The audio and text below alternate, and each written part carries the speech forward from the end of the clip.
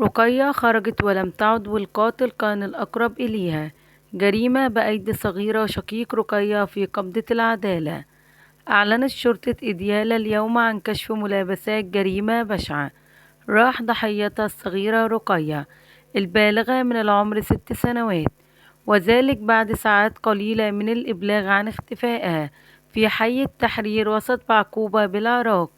وعن تفاصيل الحادثة التي أثارت غضب الشارع، قالت قيادة الشرطة أن فرق أمنية مشتركة في مكافحة الإجرام والاستخبارات وشرطة القضاء بدأت عملية بحث دقيقة فور ورود البلاغ، وتابعت كاميرات المراقبة حتى عثرت على جثة الصغيرة داخل مبنى بناء مهجور. الصدمة الكبرى كانت عند معرفة هوية الجاني، وهو شقيقها البالغ من العمر 14 سنة، والذي اعترف خلال التحقيق بارتكاب الجريمة، وتم توقيفه على الفور لاتخاذ الإجراءات القانونية بحقه.